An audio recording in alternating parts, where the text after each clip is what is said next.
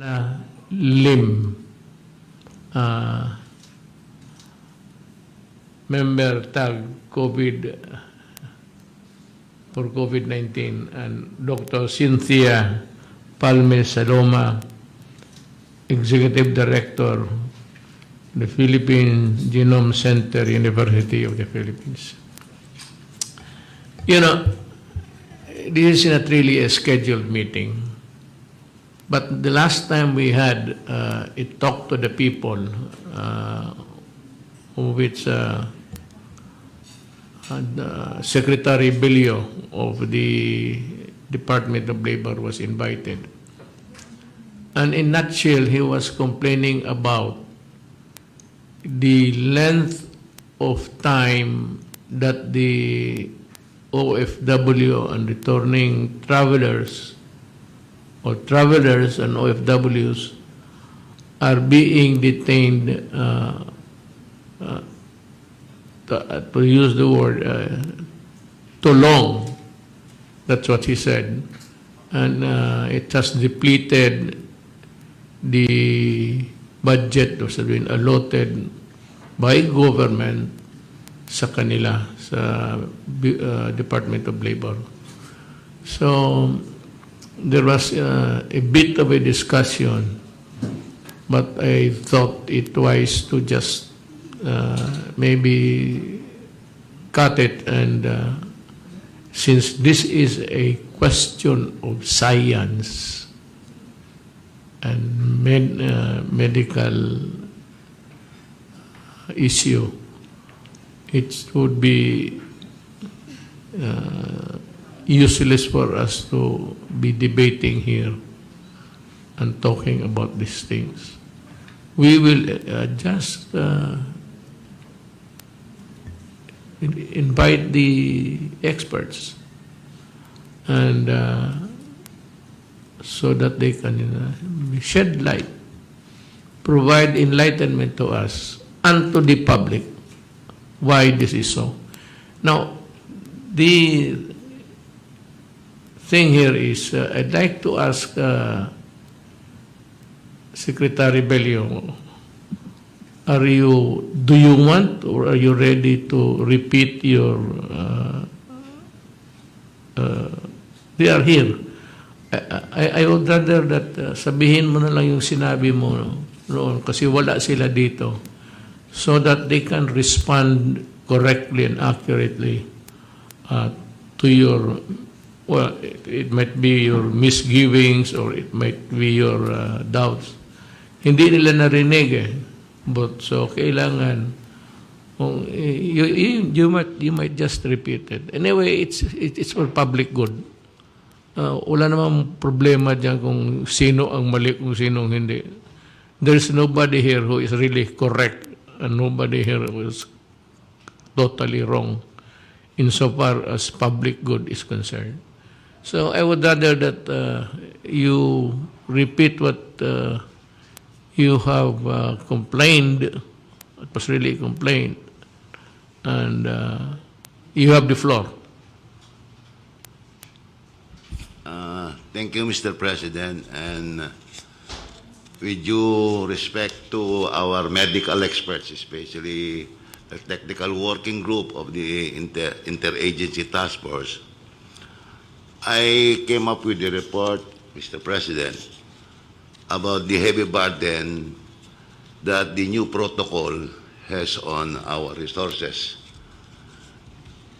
Ang sinasabi ko nga, Mr. President, from the record of the IATF and TFTGROF, one-stop shop, yung COVID-19 testing positivity rate of returning overseas Filipinos for 2020 is only 2.07%. Ngayon, under 2021, Mr. President, the current quarantine protocol of 7 to 9 days stay of OFWs in hotel quarantine facilities, the COVID-19 testing positivity rate is only 1.5%. Kaya nga po kami nakikiusap sana, Mr. President, na kung mari, we go back to the original protocol noon na pagdating nung ating mga OFWs, swab agad sila. Then, they are quarantined for 5 days while waiting for the result of the PCR test. Eh kapag negative sila, then they can be transported to their final destination. Kasi, Mr. President, aside from the economic consideration, these OFWs have long missed their homes. Ang tagal nila abroad kumikita, naghihirap para lamang kumita para sa pamilya nila. Ngayon, inuwi natin sila. And they have to stay for almost 14 days in quarantine. Notwithstanding the fact na after 5 days, they have been found to be negative. Bakit hindi natin sila pauwiin, Mr. President? And going back to my figures na 2.7% lang naman ang nagpapakita na yung ating mga overseas Filipinos nagpo-pass positive sila. Kaya yun po ang pakiusap namin. August, I will still yield to the decision of the IATF, Mr. President. Kaya lang gusto ko pong iparating yung kalagayan ng ating mga OFW. Talagang hirap na hirap sila, Mr. President. They are crying. Itong cellphone ko, Mr. President, no less than 300 to 500 text messages I receive from them every day. Na kailan kami uwi.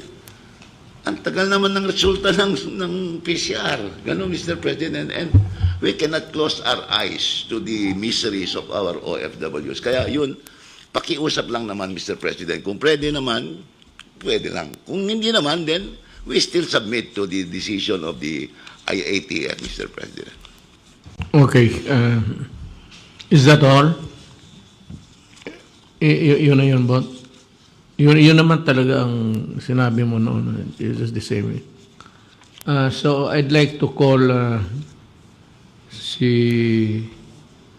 before our government members of the panel, I'd like to call Dr. Edsel Maurice Sarpania. Sir, can you enlighten us on this? Yes, thank you, Mr. President. Good afternoon to all the members of the IATF and the resource persons. I completely understand and commiserate with Secretary Bello that this is really something that is a difficult situation, especially quarantine. Ako po last year, na-quarantine rin po ako, and it was really the longest few days of my life na separated from the family. So I understand the personal impact of this po. However, we know po that COVID, especially the variants of concern, have come into the country through the different through returning travelers po. And this is why it is really essential that we have some sort of control to prevent the entry of these variants of concern. Do I have my slides? Can I ask the Secretariat to share my slides? While we are waiting, Mr. President, I think that everybody naman is cognizant of the fact that the quarantine has already, it really has an impact. But what our proposed solution po is actually there is data that we can shorten quarantine from 14 days to 10 days, provided that the person remains asymptomatic during that whole time. The second point that we will make po once I have my slides is also that the testing kasi, ang timing po ng testing is really the problem. If somebody gets infected in transit on the plane, pag tinest niyo po siya pagdating, hindi pa po magpa-positive yan. It usually takes 3 to 5 days for the person to turn positive on PCR. And so that's why po yung ginawa natin is we test on the 5th day. But based on the Department of Health data, in fact, even after the 5th day, there are still about 40% of people who still test positive on the 7th day po of arrival.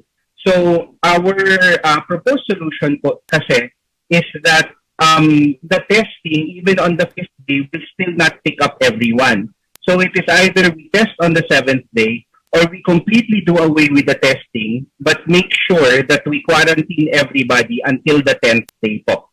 And this can be done in facility, but again, it is very expensive, or we can do this at home as long as the LGUs can supervise strict every day. Parang po yung sa Singapore na alam po nila kung lumalabas yung tao o hindi, para sigurado po na hindi sila maka-spread ng COVID, because that is really our biggest concern, is that if somebody comes in with a variant of concern and transmits it to the community, which has already happened in Pasay, magkakalat po talaga and magsa-search po tayo ulit.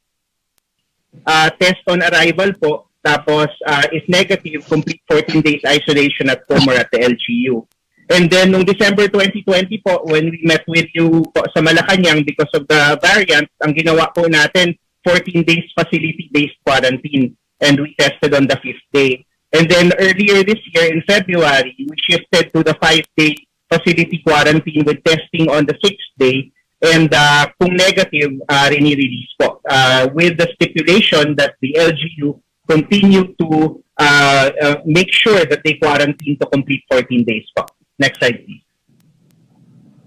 So, ito po yung advantage nung dati, before December, mabilis po siya kasi testing on arrival, and of course, it's less costly. The disadvantage is that because kung nahawa ka ng virus in the plane, hindi pa magpa-positive yung test mo, and if we release you, then ikakalat mo po yung virus in your LGU if they are not very good at ensuring na na-quarantine po kayo ng 14 days. So, nasa handoff po ito from the airport to the LGU na nagkakaroon ng problema. Next slide, please. And then yung from December 2020 to February 2021, ito po actually was ideal because we really kept people in facility for 14 days. And halos nakita nyo naman po, wala tayo naging holiday surge. We were able to control the variants up to February. So your yung inutos niyo po ito na 2 weeks na facility-based quarantine, this was the most efficient way of controlling the entry. The problem is po, it's very expensive and was not sustainable, and that is why we changed it in February. Next slide, please. And when we changed it in February, the stipulation was 5 days and then test, and then the LGU should strictly monitor the completion of quarantine. And the advantage of this was less expensive, and the testing on the 5th day is better than testing on arrival. Kasi again, if you test on arrival, baka nagtatago pa yung virus, hindi pa po siya magpa-positive. But the disadvantage, as Sec. Bello has already said, this is still very expensive. And now that we have seen na even up to the 7th day, pwede pa sila mag-test positive sa 7th day rather than the 5th day. So may nami-miss pa rin po. And of course, we did have some lapses, kaya po kasama rin po dun sa ating search ngayon, nakita po natin kumalat ng konti yung variants of concern. Next slide, please. And so, yung just some definitions po, when we talk about true and false positives, yung pag nag-positive po sa PCR, almost always tunay po yan. The only question is whether nakakahawa siya or naka-recover na siya. And then, we can distinguish this naman as long as we look at the history of the traveler. Kung nagkaroon na siya ng symptoms, most likely, nawawala na yon. Pero kung nagsisimula pa lang yung symptoms niya, that is a real positive. We can distinguish that po. So, true false positive is very rare. So, hindi po namin iniisip yun masyado. If somebody tests positive, the safest action po talaga is to isolate, especially kung may variants of concern tayo. Kasi nakita nyo naman kahit yung nangyari sa Benguet, isa lang yung makalusot, catastrophic po talaga. Next, please. This really just shows po yung rate of RT-PCR result. If you notice, wala pong 100% dyan. And that is why we say that testing is optional. Kasi even if you test someone who is symptomatic, there's still a possibility na magne-negative pa rin yung test. And so this is why it is, we say that testing is optional for as long as we can complete the 10 days quarantine. Kasi yun po yung mas sigurado to say na hindi nakakahawang isang tao rather than testing on the 1st day, on the 5th day, or on the 7th day. Next slide, please. This just shows that period na nagpa-positive po yung virus at kung kailan po siya nakakahawa. Next slide, please. So ito po yung proposed changes as we have already mentioned. We can shorten the duration of quarantine from 14 days if there are no symptoms to the end of 10 days. Basta walang symptoms, we can do it 10 days. Testing is optional unless somebody is symptomatic. If we are going to test someone who does not have symptoms, it should be done on the 7th day. Ideally pa rin, facility-based quarantine, but we recognize that this is very expensive. If for LGU home quarantine, as long as it can be assured, dapat daily po and strict compliance at home, and dapat set up po talaga yung house. And then any positive test will be reviewed, but the safest to assume it is still contagious, and you need to complete isolation. Next slide, please. So there are two options that we are talking about. One is strict facility quarantine and selective testing. So we want everyone to get isolated for 10 days. But you can optional po yung 7th day testing. Kahit walang testing, pag nakumpleto yung 10 days and walang symptoms, we can release them po. Next slide, please. And then option 2, if tapos po talaga yung funds for facility-based quarantine, we can do strict LGU quarantine. If they are set up at home, we can do that. If not, sa TTMF, kung pwede. And selective testing, as mentioned, on the 7th day po. Next slide. That's it po. Thank you very much. Ang sunod si, have I called Dr. Ana Ong Lim?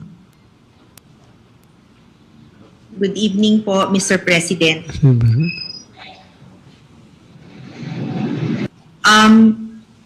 The Technical Advisory Group had some preliminary discussions po regarding the current issue, and we were thinking that based on the data that we have right now, it's a better option to review the testing protocol, make sure that it can be done at a later, rather recommend that it be done at a later time, but that the critical intervention should really be that quarantine should be strictly enforced, because whether or not testing is done, as long as quarantine can be imposed, then we continue to keep our borders safe. So yun pong nuances nun, when the test is best done, will actually be moot kung ma-i-impose po natin yung, ng maayos yung quarantine from end to end. Sir, I mentioned po that the recommendation that the TAG worked on as it met prior to this briefing was actually to propose that it's more critical to focus on quarantine measures because this will ensure that any entry of variants from travelers can be better controlled. This is really coming from the fact that tests always have a false negative rate, and if we really want to secure our borders, then the only way to go is to implement quarantine strictly, well, preferably for 14 days, but at the minimum, at least for 10 days po. And then yung testing can actually be something that we will forgo kung mai-implement po natin yung 10 araw, at kung ano man po yung mga savings na ma-generate dahil hindi na po tayo magte-test, pwede naman po sigurong maipasok naman dun po sa ating quarantine program if you feel that that's something that will help po. I would call next is to Dr. Marisa Alejandria, the member of the TAG for COVID-19. Good afternoon, Mr. President. Good afternoon, Secretary Del. Yes, I appreciate and understand the physical, mental, and emotional burden, plus the financial burden, economic burden brought about by our quarantine policy. However, we recognize also that quarantine is really one way to prevent the spread of the virus, and considering that this virus has a pre-symptomatic, yung may tinatawag tayong phase na kahit wala pang symptom, pwede na siyang makahawa. Kaya that is the basis po for the 14 days. Yung incubation period is 5 to 14 days. So median of 5 to 7 days. Ang pinaka-infectious period is yung first week, 5 to 7 days. And that was the basis of testing at the 5th day. But as mentioned by Dr. Salvania, and we looked for new data, no? So there is data from CDC, and they did modeling studies also that we can reduce the quarantine period to 10 days, no, from 14 days without testing, and the residual, no, transmission risk is just about 1%, no, can go down to 0.1 to 10%. So yun yung parang compromise, or it's a good compromise in the sense that we reduce the duration of the period of quarantine with minimal effect on the number of infections that we may miss out. So just for, as long as they remain asymptomatic without symptoms, and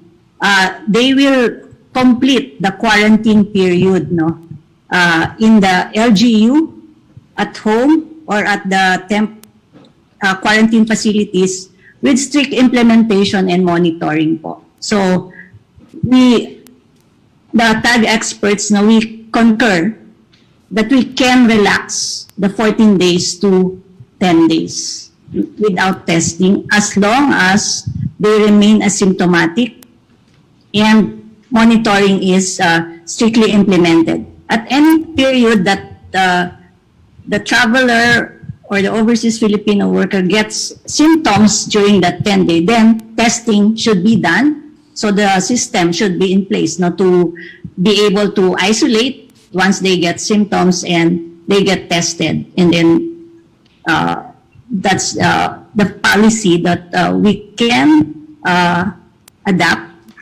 if we are to considering that taking into consideration the economic burden, the physical, emotional burden that the 14-day quarantine is imposing. Thank you po. So, Doktora, may tanong ko lang ho sa inyo. So the 10 days is the barest minimum Opo. para it cannot go ano na yan ho. Ay, okay. 10 days po without testing. May isang scenario, if we want to test at 7 days. Yung first week kasi talaga po yung pinaka-highest possibility that you will develop symptoms. So test at 7 days and then wait for the result. If negative, then pwede nang ma-release. So mababawasan siguro from 10 to, depende on how fast the turnaround time of the result is, go down to 8 days, 9 days, no? But with testing, if we want testing, but it has to be at the 7th day. That's the other scenario. Siguro, i-costing yon, no? How much is the cost of the test, and the kung mabawasan yung 10 days ng 9 days, 8 days, no? If you have a negative result. So, the quarantine period should not go below 7 days. So, maglalaro lang po sa 7 to 10 days kung maglalagay tayo ng testing para mabawasan yung 10. Both, Secretary Bello, do you have any question? No more, Mr. President. I think Secretary Galvez and Secretary Anyo already joined me. Well, it is clear that really the medical guys would really go for the strictest measure. As a matter of fact, they are not, from what I sense, is that they are not ready to move an inch backward. To them, the paramount interest, we were discussing here about the expense of government. And you would notice that they never mention about money, except that they are really insisting to the strictest measures to protect our borders nga. So, let us, that would be a good discussion after this meeting. Do you still have anything to say, Dr. Ong? Wala na po. Thank you po, Mr. President. Salamat po, ha? Then, Pero Mr. President, I'll go back to the offer of Dr. Saldana and tumatawa si Dr. Alendria na they agreed to lower from 14 to 9. So I think we can settle for that until we come up with our position before the IATF, Mr. President. well, unless also there is something or more than just what I'm hearing now and previously, I must also be convinced that it is really medyo I'm quite not comfortable with the relaxation that it's being brought about, being bruited now. Ako medyo but so let us see. President? Maybe we'd be more educated if we hear Dr. Cynthia Palmes Saloma. Baka malinawan tayo. We can agree on or disagree. I seem to side with the doctors because I am a frustrated doctor and that's understandable. Hello po, Go Mr. ahead. President. Ma'am. Okay po. Gusto ko pong sang-ayunan yung sinasabi kanina ni Dr. Ana Onglin yung nag-the test at the time of arrival. So kung mag-test tayo sa time of arrival, pwede rin po mag-false negative yun, di ba? Kung mag-test naman po tayo on the 5th day or on the 7th day, mas maganda yung chances na makatch natin. But at the very least po, Mr. President, we really have to enforce yung strict quarantine. No? It could be 10 days. The most ideal is 14 days. In other countries, they even do it for 21 days. So, yun po yung makikita natin. At sa pag-aaral po natin, Mr. President, based on genomic sequences, may isa lang na makalusot. May isa lang na makalusot. Manganak siya ng marami. If you see the genetic tree po ng virus, may isa lang makalusot, 5. Ang 5 manganak. At ito, yan po yung nakikita natin dito sa mga B117, itong UK variant, at ito yung mga South African variant. Kung titingnan po yung roots nila, 1, 2 lang makalusot, manganak na sila ng manganak. At alam din po natin na, syempre, nanggaling din po, kung titingnan natin sa tree, nanggaling din naman sila sa ating borders, no? So may mga weakness yung ating borders na gusto po natin pagpabutihin pa. Kaya po, kailangan talaga yung quarantine measures. Alam mo naman, President, kung iuwi natin sila sa mga bahay, alam mo naman tayo mga Pilipino, exuberant, ang hirap talaga mag-chat-chat talaga sa neighbor, mga kapatid, mga kaibigan. So, kailangan din po na kahit doon, pauwiin man sila sa bahay nila o LGU man sila, we really need to enforce po yung strict quarantine. Yan lang po talaga yung ating panlaban dito. Salamat po. Ang masabi ko, ma'am, is actually kung yung protocol sa bahay, hindi nasusunod yan. In a scale of 1 to 10, you may have a compliance of only about 4. Hindi talaga nasusunod yan. So, thank you for your educating us more of the dangers of COVID-19. Wala na bang iba? Alam mo, this meeting was called because of the complaint of not really the complaint, but the misgivings of Secretary Bello of the dwindling funds of the OFW na which should only be spent for their care and needs. So yun ang at least naintindihan rin nyo kung bakit mga there are officials in government which are taking the other view or the extreme measure or would want to paddle in the middle of the river. Maintindihan na ninyo ngayon at least kung bakit. So nakikita niya na maliit na yung pera. He's raising the alarm actually. He's raising the alarm of the possibility of having no more funds to take care of this kind of situation that we are in now. Kung wala na ho kayong tanong, I'd like to ask the guys here, the cabinet members, wala na ba kayong tanong? Senator Bong, ikaw mo yung sa health. You're the chairman of the health committee sa Senate. Kung wala ka nang maitanong, we would, give our profuse thanks to the panel, to Dr. Salbanya, Alexandria, Ong Lim, and Palmes Saloma for your kind presence and your time with us.